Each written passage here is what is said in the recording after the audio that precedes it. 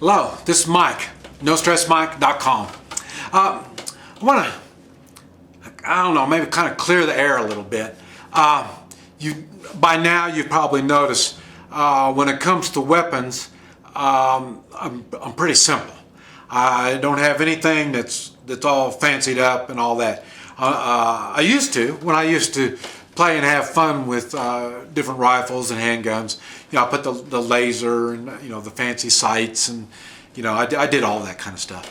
But like I say, as I got older, more mature, and more realistic, as I saw the United States is going into, I hate to say communism, let's say socialism. And that's when I realized I need to start getting back to basics and keep things simple. So you notice I don't really say a lot about fancy weapons. Like I say, now probably about the fanciest thing would be this tomahawk that I started playing with. But really I try to keep things very basic, very simple. And the reason is my Vietnam experience, and I say more about it. I got a blog, Crappy Vietnam War Stories. The link will be down below. And but nothing seemed to have went like it's supposed to in Vietnam. Nothing went right. Anything you can plan, you can train, you can prepare. It's just nothing went right.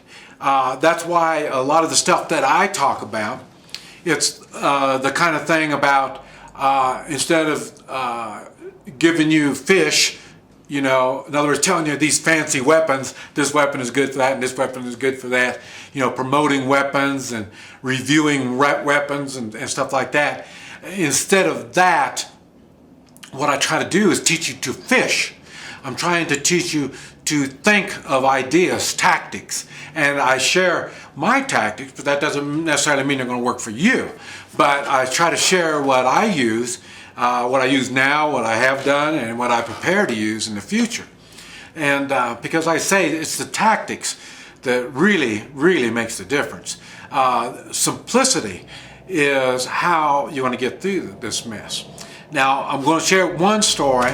It's more in detail on the Crappy Vietnam War Stories. But when the fighting's going on, there's a lot of confusion. That's another reason why I try to keep everybody in threes. If you and the two other guys can trust each other, and you two or you three was going to be staying together no matter what the hell happens, it's a whole lot easier to stay focused and not panic and go crazy. It's once they panic, then they break ranks. Once they break ranks, then that's when you can start cutting them down. So, and you think, well, what good is three? Well, if you have a whole bunch of threes and none of them break ranks, you're much more effective than having a few hundred and be able to scare them. And so that's what I say. We try to keep things simple. But a good example about how preparedness works, and here I was, I think at that time, I guess you could call me a professional, but it was so funny because right in the middle of the night, things just started opening up. It was going crazy. Explosions were everywhere. The shooting was everywhere. I say the lights were going everywhere. And then someone said, go down there and help them. So, I took off. And I was smart enough to know to keep my boots on through the night. so I did at least have my boots on.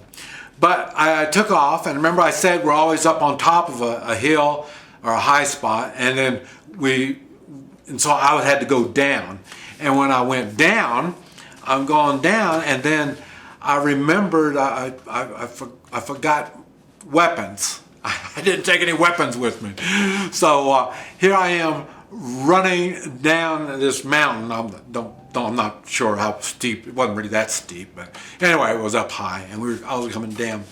And we were overrun. By then, we were already overrun. I mean, there was a bunch of them. And so I'm running into them as I'm running down, unarmed. And I'm running down and just crashing right into them. And when I crash into them, anything I can get my hands on was a weapon. If you were pointing the rifle at me, I'd slam into you, take your rifle from you, and beat you with the rifle. And then there's so many of them, I could just start shooting, and I couldn't miss anybody. They were all around me. And then I'd shoot, and the same thing, I'd be running down.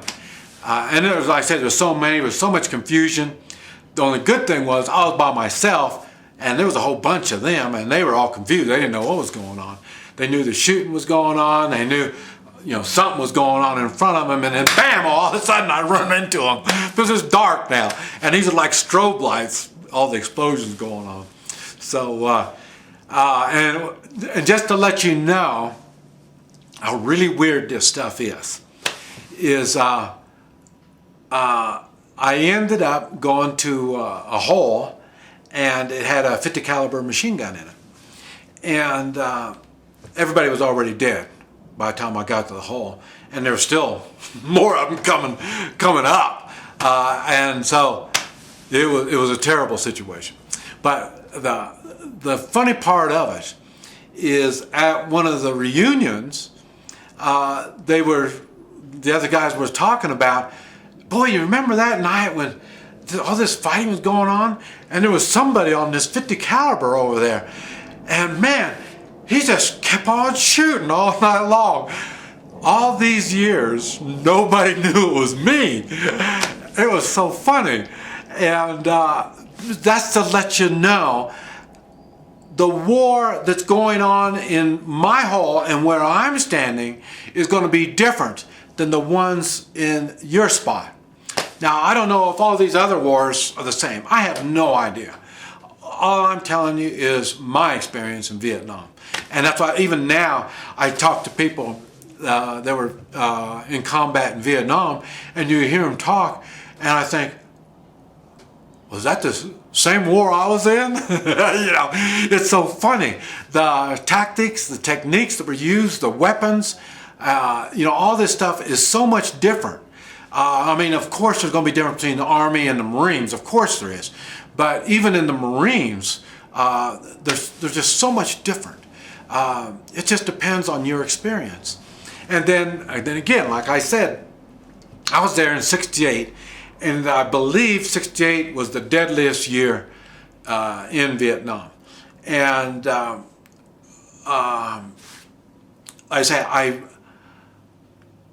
did nothing but combat. And other than a bellyache, I spent my time in the jungle the whole 13 months along the DMZ. And so it was, I can't say I was in combat daily, but the idea of combat could be any day, all the time. And it was funny because when your mindset is like that, we do get kind of like animals, and we would fight among ourselves a lot. If we can't find anybody else to fight, we would fight among ourselves. But I say the war is confusing, and it's not always what you think it's going to be. That's why now you see me push the idea of morals and values and stuff, because there's going to be even right now there's so much propaganda, you don't know what to believe, you don't know any of this, and I push this because I want everyone to know, you might think I am wrong, where if we ever meet up, you're either going to be with me or you're not. And the only thing that I'm fighting for now I'm older and wiser, I fight for morals and values, for what's right. I don't fight under orders. And that's why you hear me pushing so much of this. because if you're going to fight under orders, you're going to be coming up against people like me. And it's going to be a challenge. But anyway, this is Mike. NoStressMike.com.